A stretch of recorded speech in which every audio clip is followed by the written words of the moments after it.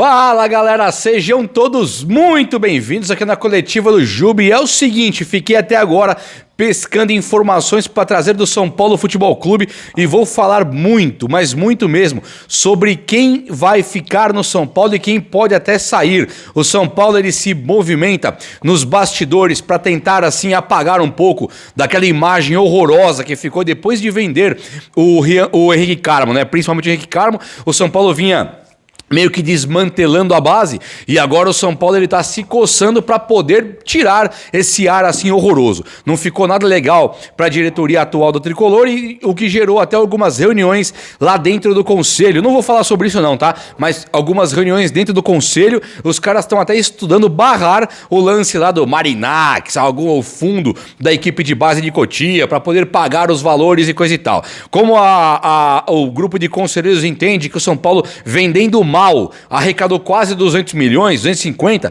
não faz sentido você receber outros 250 para poder vender a base X% por X anos, não tem lógica. E é verdade, né? E aí o São Paulo, o Júlio Casares, ele perde muita força e perde moral, principalmente. E aí agora, quando ele faz a renovação do Rian Francisco e tem também essa questão nova do Rodriguinho, o buraco agora é mais embaixo. Indo pro campo, o técnico Hernan Crespo, ele tem agora 1 zilhão de opções e tem jogador que deve ser titular já no próximo jogo contra o Botafogo e o Tricolor Paulista que tem os seus retornos de jogadores. Vamos falar de tudo aqui na coletiva do Juba agora, neste momento, now. Chega nesse like aí pra dar aquela moralzaça no vídeo, vamos dar aquela moral também e se inscreva no canal que você é muito bem-vindo, muito bem-vinda e eu faço muita questão de ter você por aqui. Tamo junto? Então tamo junto então. Antes de fala de tudo, nem tinha anotado. O São Paulo ele tem o retorno garantido de Marcos Antônio e também de Arboleda. O Oscar já treina em campo, não tá pronto ainda, ele tem feito treinos parciais, mas o São Paulo tá tentando colocar o cara já agora em outubro ou até um pouco antes no jogo da Libertadores contra a LDU. Pode rolar do Oscar jogar contra a LDU no segundo jogo, no primeiro talvez não. E o Lucas Moura segue ainda sendo uma baita incógnita, mas a previsão também é para jogar na Libertadores. Coisa boa. E quem chegou já? Chegou o Tolói, que foi apresentado e deve beliscar a vaga do Sabino. O que tá pegando? O Tolói chegou no São Paulo e veio com aquela pompa de titular, né? Independente de você gostar ou não, eu gostar ou não, ele chega, né? Nós temos que concordar que ele chega com uma panca de titular. É um cara que vem veterano, vem de uma seleção italiana e do futebol italiano, onde prima ali pelo sistema defensivo. O Tolói ele ganha uma rodagem incrível para voltar para São Paulo e ele pega um São Paulo com Arboleda, Ferrarese e Alan Franco consagrados. Os caras são do São Paulo e ninguém tasca. Alan Franco, o Ferrarese e também o Arboleda. Só que o Sabino corre por fora nesse holofote. O Sabino corre por fora tentando buscar o seu espaço no time. E ele conquistou, né? Ele é o único zagueiro canhoto do elenco do São Paulo hoje. E o Tolói, se for tirar alguém do time, deve rodar com o Arboleda, não com o Arboleda 100%, com o Arboleda se recuperando de contusão. Então não se espante se amanhã a zaga do São Paulo for Ferrarese, Rafael Tolói e também o Alan Franco com o Arboleda voltando e o Sabino, não diria barrado, mas o Sabino sabe que o Tolói chegou. O Ferrarese mesmo, que é um zagueiro que custou muito caro pro São Paulo, o Alan Franco custou caro, o Arboleda custa caro e o Ferrarese custou muito caro.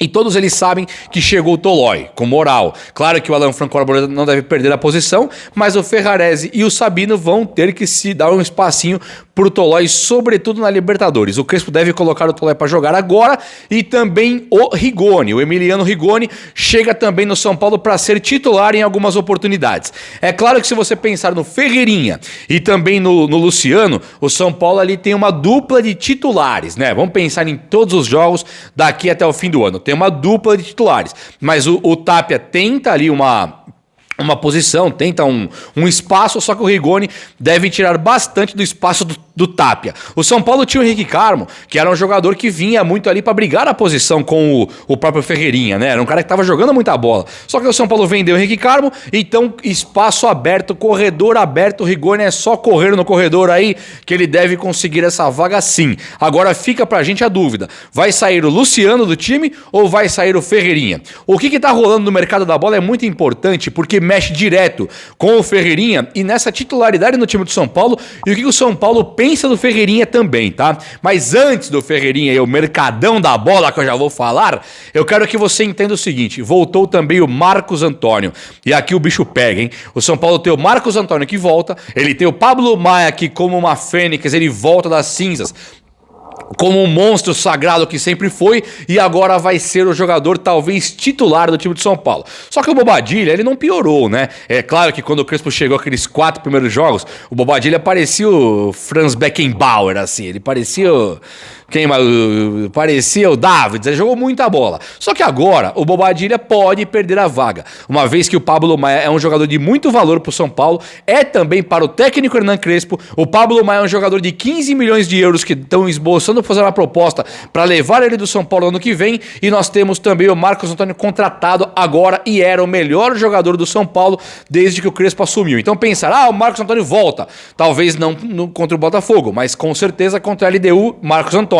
E o outro parceiro, muito provavelmente, é o Pablo Maia, deve sim ganhar a vaga do Bobadilla, que não merece perder a vaga. Esse é o ponto. Não pode nenhum dos três sair do time. O Crespo não vai mudar o sistema de 3 zagueiros, vai manter o sistema de 3 zagueiros, e aí ele deve tirar um desses 3 volantes aí. E nenhum merece perder a vaga, e o Alisson machucado seria outro que talvez não merecesse perder a vaga. Olha aí que sinuca de bico pro técnico Hernan Crespo, né?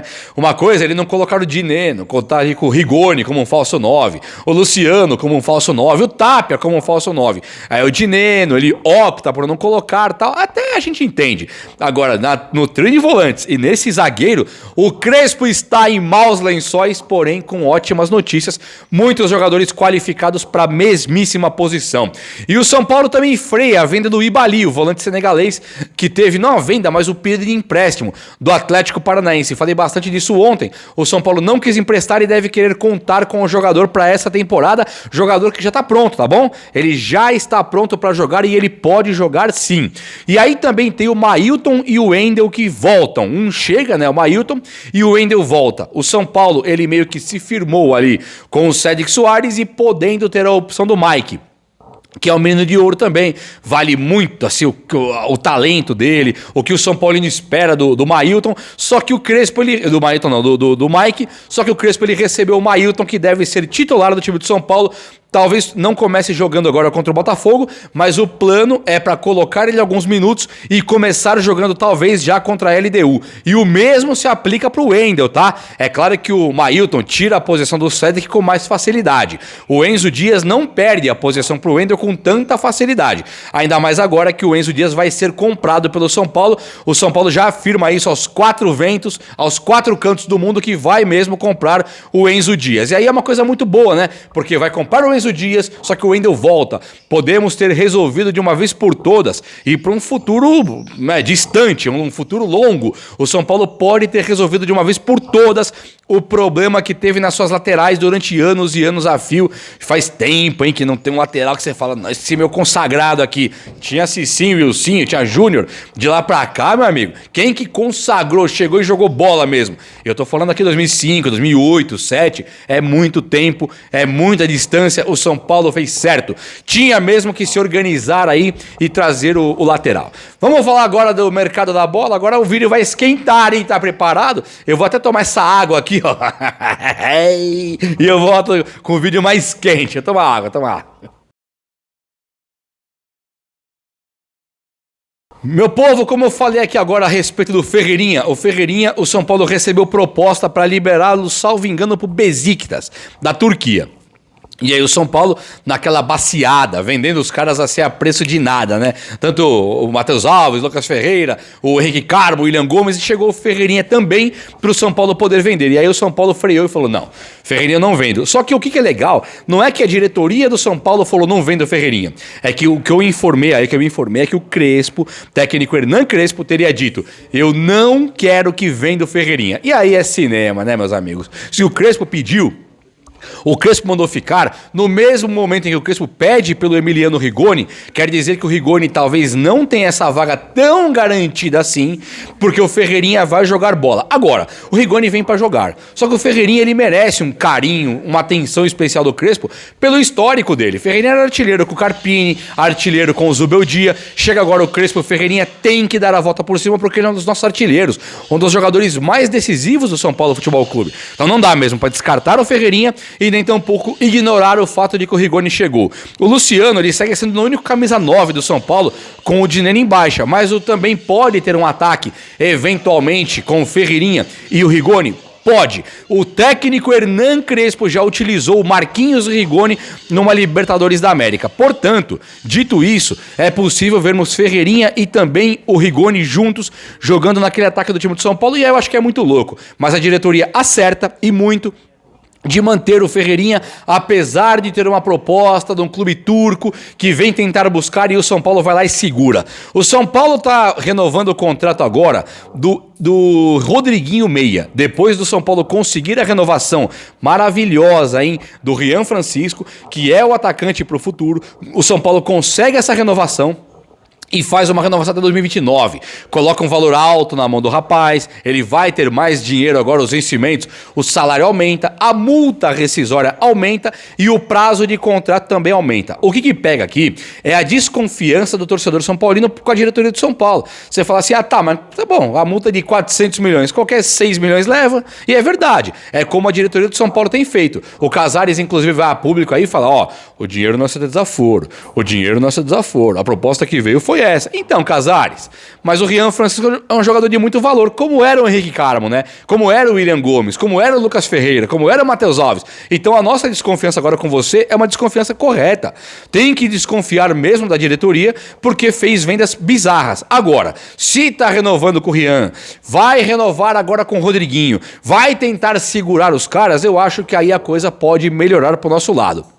É torcer muito agora para que eles deem a volta por cima, tanto o Rian Francisco quanto o Rodriguinho. O Rian Francisco, um jogador de muito valor, um cracaço do time de São Paulo, e o Rodriguinho, um cara que se solta depois de 4 anos, né? Ele nunca teve um destaque, uma notoriedade, uma fase tão boa como ele vive nos dias de hoje. Então o São Paulo tem que aproveitar essa valorização do jogador, valorização técnica, com a valorização financeira também. O São Paulo pode ter um meia das multidões aí e não precisar contratar ninguém mais pro futuro. E aí é você conseguir fazer futebol. Aí é você conseguir finalmente parar de gastar dinheiro com veteranos da bola que não vão te entregar nada tecnicamente.